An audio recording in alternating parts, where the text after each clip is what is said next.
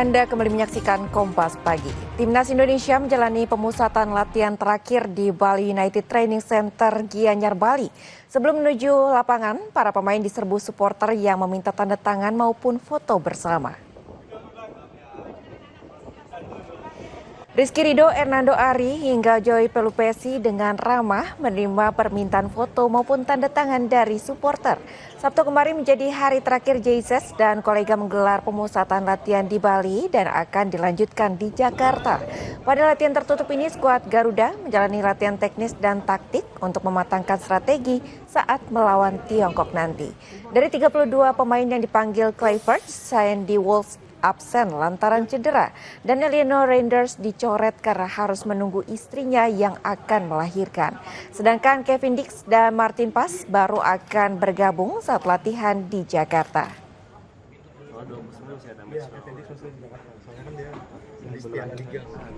Saudara, untuk mengetahui informasi lebih lengkap saat ini kita telah terhubung dengan jurnalis Kompas TV Nandang Astika yang saat ini berada di Bali. Nandang, selamat pagi.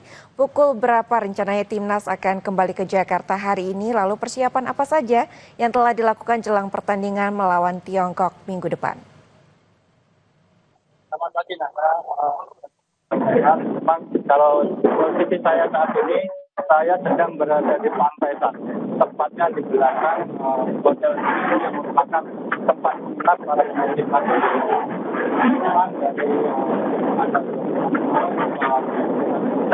TC ataupun catatan latihan di Bali United Training Center, kemudian perjalanannya memang cukup banyak ya yang bisa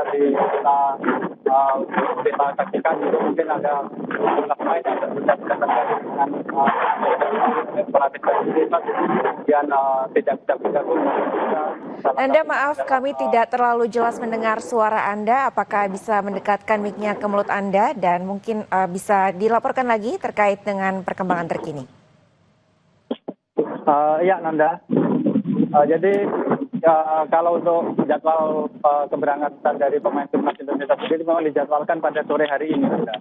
Dan kalau terkait untuk persiapannya ya memang dari selama latihan atau pemusatan latihan di Bali ini dari tim pelatih sendiri, baik itu dari kepala pelatih Patrick Kluivert, hanya 2 kali memberikan kesempatan untuk latihan terbuka, yaitu pada hari pertama dan hari kedua. Sementara di latihan di hari ketiga dan hari keempat itu sifatnya tertutup, gitu, baik dari awak media ataupun penggemar yang dilarang untuk ke dalam lapangan. Jadi di dalam 2 kali latihan di hari ketiga, hari keempat ini, di sanalah sepertinya pelatih kepala Patrick Kluivert dan tim kepelatihan memberikan instruksi kepada pemain termasuk untuk melatih kesiapan dan baik itu teknis maupun taktik saat menghadapi Tiongkok pada 5 Juli nanti, termasuk 5 hari kemudiannya melawan Jepang di Osaka. Seperti itu, Nanda.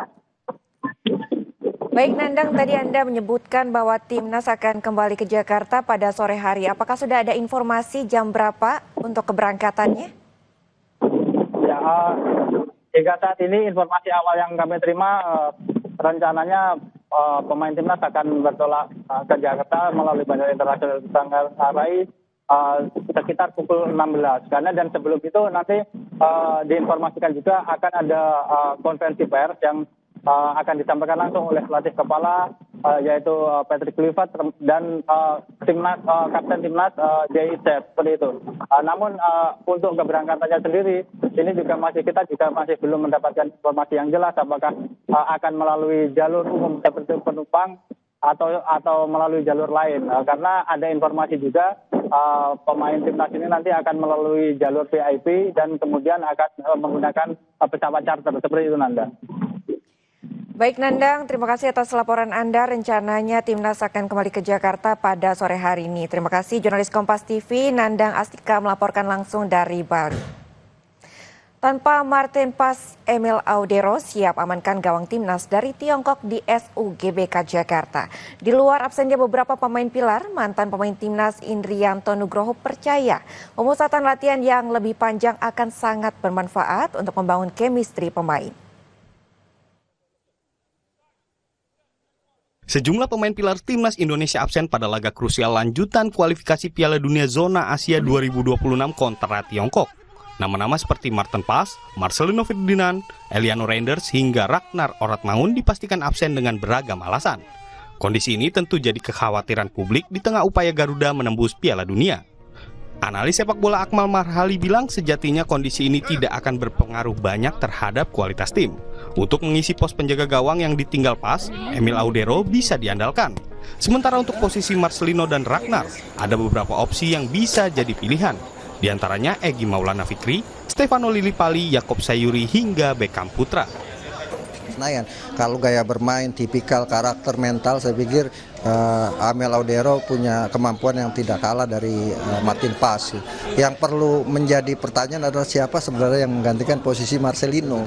Kemungkinan mungkin Lillipali yang bisa dijadikan pengganti dari Marcelino Ferdinand, atau Egy Maulana Fikri juga punya potensi itu, atau Yakob Sayuri juga punya potensi, atau Beckham yang baru dihadirkan sebagai satu-satunya pemain juara Liga 1 yang akhirnya masuk ke tim nasional Indonesia.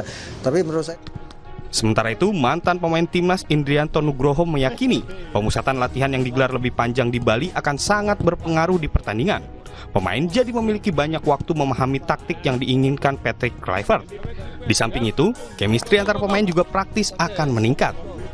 Saya tinggal bagaimana adaptasi pemain ya saat ini dari cuaca yang dingin ke panas ya, terutama di Indonesia saat ini lagi cuacanya juga lagi kurang bagus juga. Ya saya berharap dengan TC yang panjang ini bisa membuat chemistry pemain keseluruhan bisa terjalin juga untuk pertandingan lawan China. Apalagi Indonesia wajib menang kontra Tiongkok pada laga 5 Juni. Hanya kemenangan yang mampu mendongkrak posisi timnas yang kini menduduki peringkat 4 grup C dengan poin 9. Angga Nuriski, Febri Gustan, Kompas TV Jakarta. Laga melawan Tiongkok pekan depan akan jadi penentu untuk menjaga asa timnas lolos ke Piala Dunia 2026. PSSI menargetkan poin penuh pada laga di Gelora Bung Karno Kamis mendatang.